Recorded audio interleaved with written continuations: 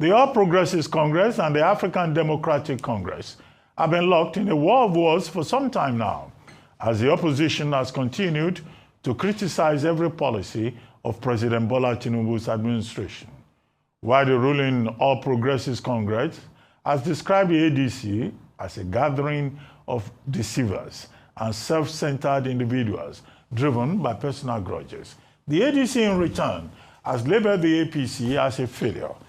The African Democratic Congress has also accused the ruling All Progressives Congress, APC, of violating Nigeria's electoral laws by launching premature re-election campaigns for President Bola Tinubu, while the country grapples with deepening economic and security crisis.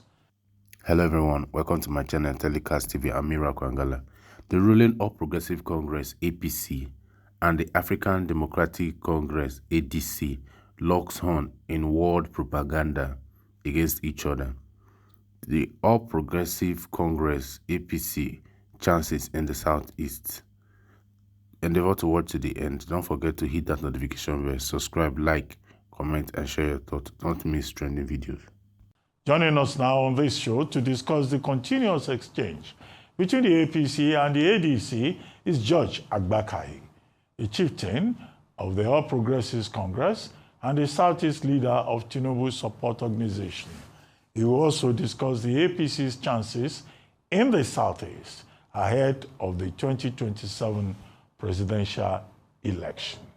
Thank you for joining us, Chief George Agbakai. Good morning, and you're welcome to the morning show. Thank you very much for having me.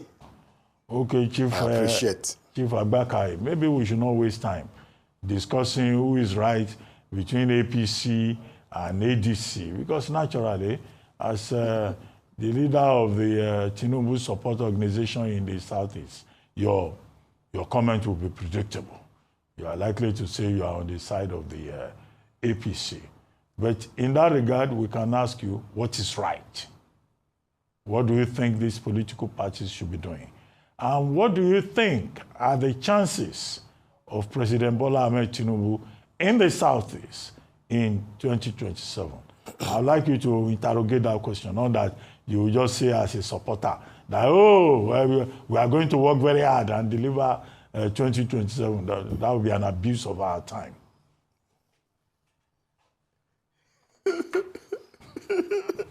You are laughing. Dr. Albert, you have come again. You see, politics is very dynamic, and it is essentially all about interest. All we are hearing from African Democratic Congress is just abusing the current administration. There is no vision, there is no policy, there is no agenda. I think what we see is like old wine in a new bottle. All of them in African Democratic Congress are about the same. There is no amount of repackaging. There is no amount of rehabilitation. There is no amount, whatever they do to change their nomenclature. The Nigerian people know who they are. Who in this country that do not know who Atiku is, who El-Rufai is, who Amechi is? These are the people that kept Nigeria to where we are today. And so all they do is making outrageous statements. For example, somebody of El-Rufai status will come to the mass media and say that we may not even have a country if APC wins the election in 2027. Is that not disingenuous of him? Is it not outrageous? He will also come again and say, in the 2023 election, Peter Obi won the election. Those are treacherous statements. And it's not only him. Bolaji Abdullahi, the publicity secretary, of ADC also come on air and make very outlandish statements. These are not statements that people who love this country should make. They are just heating up the whole country. We still have at least a year and a half, for proper campaign to start. But they've already started campaign. I think it's not a step in the right direction. The point remains that APC and President Bola Ahmed Tinubu has done a whole lot, to improve the well-being, of Nigerians. That's just the truth.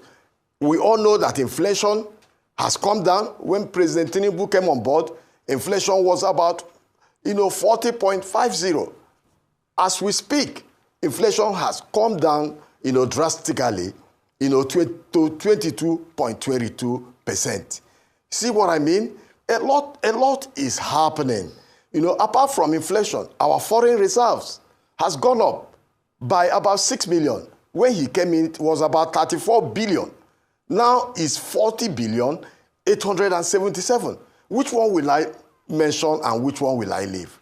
Look at the issue of education loan. Education loan is an area that has put smiles on the faces of Nigerian parents, particularly in northern Nigeria.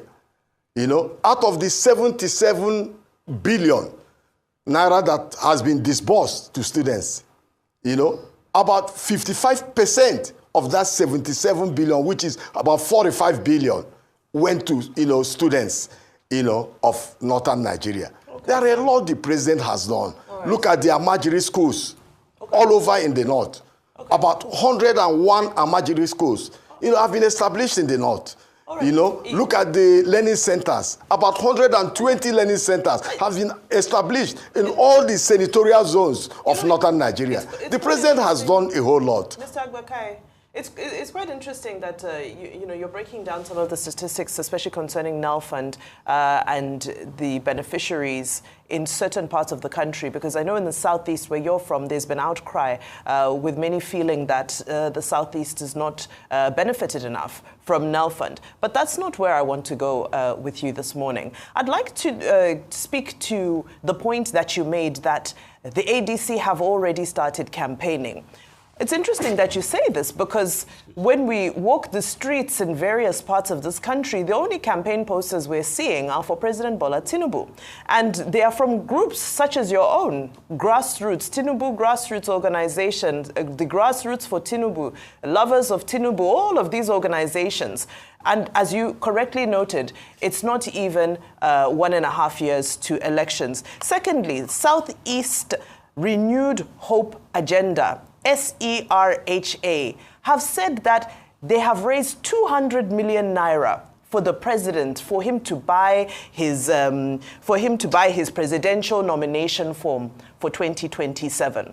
So you're accusing the ADC of campaigning, but the APC has officially launched its campaign specifically in the southeast, where you are from. So what is all this clamor? And I'm sure at this point, 200 million naira, if it's dispatched to, some common good, there are so many uses for this money in this economy that we're in right now. Why can't you use that money to support the people who are currently being left vulnerable? So I want you to speak to the fact that you're accusing ADC of campaigning, but you guys are doing the exact same thing and at greater proportions, because I'm yet to see a campaign poster for ADC.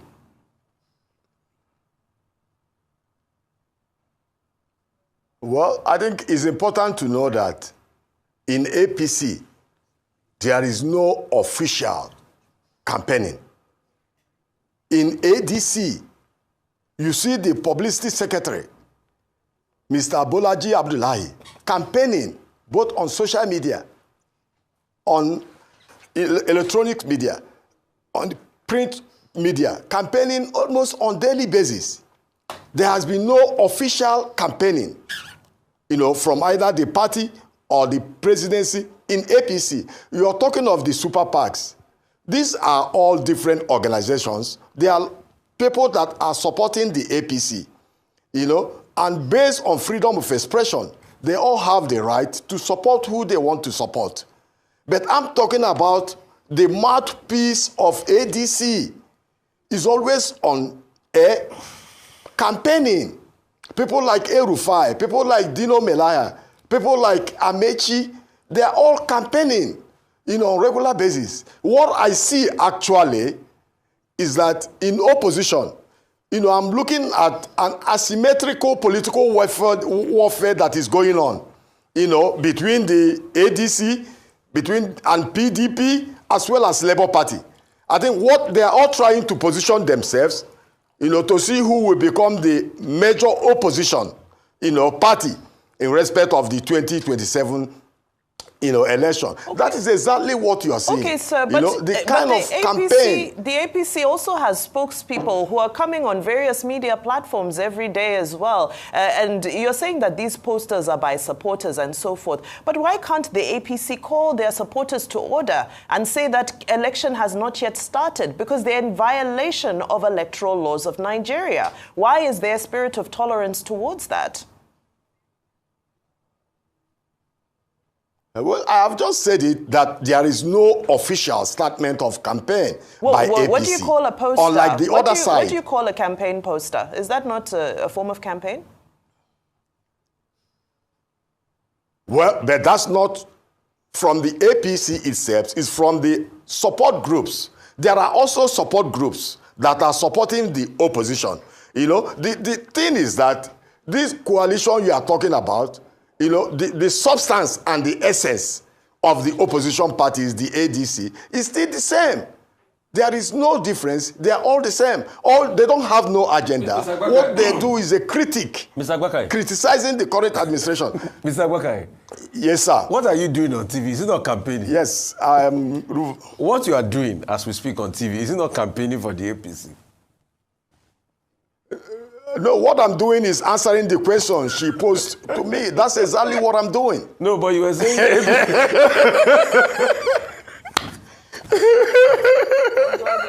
Okay. I'm just trying to put It's fine. Well, you've said that they've done their fun, they've done everything. Yes. You're campaigning, you came here to campaign for the APC, but it's fine. I have many issues to ask you. Mr. Agbakai, as we speak today, yes. If anybody say they will form a parallel government, what should they do to the person?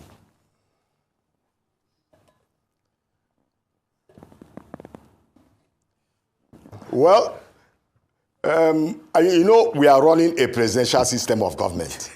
Yes. I don't think, that is proper to start, doing a parallel government that was suggested earlier.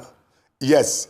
Okay. That was suggested by, what's the name of this popular economist from Delta? Tommy, yeah. He suggested it sometime 2 or 3 months ago. He called it a shadow government. It is very disingenuous. Okay, he calls it a shadow. See, it's similar. Okay, it's similar. If anybody talks about a parallel government, I think they should be rebuked and condemned, right? We should rebuke and condemn anybody that talks. Thank you. Do you know your party, APC, said they will form a parallel government if they didn't win the 2015 elections?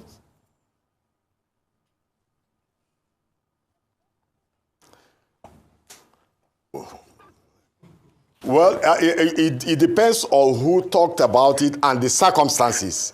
As I speak to you now, I don't really understand the circumstances for that particular statement. Yes. I'll tell you. In an interview with Shewa Kibaloye, my friend and my brother, on Channels TV, a professor of law, the vice presidential candidate of the APC then, Professor Osinbajo, was asked about the talk about APC, they will form a parallel government, and he defended it. So your vice presidential candidate, and these are facts, was on TV defending a parallel government. So when you are abusing El-Rufai today, that they say if they don't win in 2027, they will form a parallel government, Nigeria will go up in flame. Didn't your party set the tone for things like that, Mr. Agbakai? Because we both agree that anybody that talks about forming a parallel government should be fought, should be brought down. But your party was even the one that opened our eyes to talk about forming a parallel government if they don't win. So what should we do to your party? You will tell us that later. Second point, Mr. Bakare. You also said that when President Tinubu got in, inflation was over 40%, right? Yes. Where did you get that data from?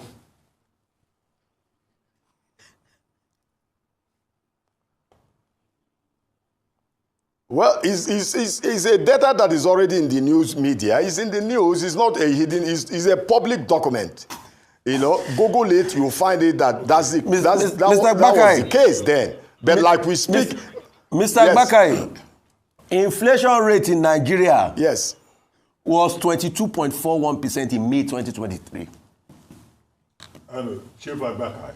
We already established. no, I'm talking about 2020. I'm talking about 2022. I mean, currently, No, I'm it's saying 22.22%, which is reasonable. No, wait. You said when President Tinubu came in, inflation was 40%.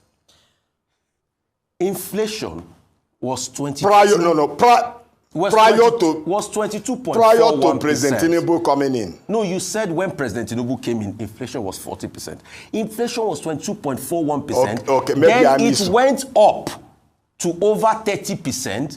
Then inflation did not really come down. No. What they did was that they changed the way, the parameters, the base at which they calculated inflation, and there was a drop in the number because they changed the parameter. So those are the facts on ground.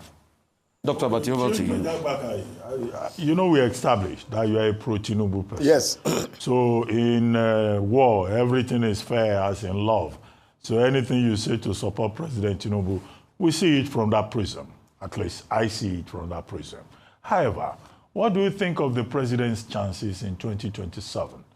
Now, I asked you about the Southeast. What are his chances there? You didn't quite answer that question. 2, now we are being told that President Jonathan, you know, some people are saying he's going to be thrown into the loop. And it looks like, well, having done one term before, he will probably be the best proposition for certain, you know, sections of the country.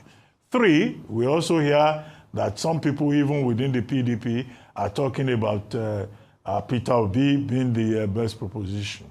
Now, it looks like 2027 is not going to be easy. So forget about all this, President Tinubu has done this, he has done that. How is he going to deal with these basic political challenges? You are free to say these challenges don't exist. Okay. But don't just say it in a formulaic manner. You know, I want analysis. Dr. Abati, I've said it earlier, politics is very dynamic, and we are looking at a year and a half from today. And we already know that there are about 3 or 4 major political parties that will be vying for this presidency. President Jonathan is a good man. He can come to PDP and contest. APC is waiting. Peter Obi is a very good man. He can come to Labour Party or ADC and contest. The same thing is applicable with Alhaji Atiku Abubakar. APC is waiting, you know, but you have to understand that in politics, we are talking of the track record of the present commander-in-chief of this great country. You know, he has done a whole lot to improve the well-being, you know, of Nigerians. You know, and there are so many variables, you know, we have to take into consideration in respect of 2027 general election. So that's why I say it's too early to tell. President Jonathan, is he coming to PDP or is he coming to ADC? Peter Obi, is he going to contest under Labour or is he going to contest under ADC? The same thing is applicable with Atiku Abubakar. But me, as a political analyst, I know very well that in ADC, I don't think there is any of the presidential hopefuls that will take the candidacy away from Atiku Abubakar. ADC is like Atiku Abubakar's baby, and he will be the presidential candidate of ADC. P2B definitely may go to Labour. The more the merrier. We want Jonathan to come out and contest. We want P2B to come out and contest. We want Atiku Abubakar to come out and contest. You know, APC is well grounded. The president has done a whole lot in the north. He has done a whole lot in the southeast. Go to southeast and see exactly what is going on there. You know, the president has done a whole lot in respect of infrastructural development in the southeast. Almost the major roads in the southeast are now under construction. Go to Enugu-Onitsha Road that has not been touched by previous administrations. It is under construction. Go to Enugu-Port Harcourt Road. The same thing is applicable, is working. Very important economic road, Aba to Ikotebene, that has not been touched, you know, for the past almost 18 to 20 years.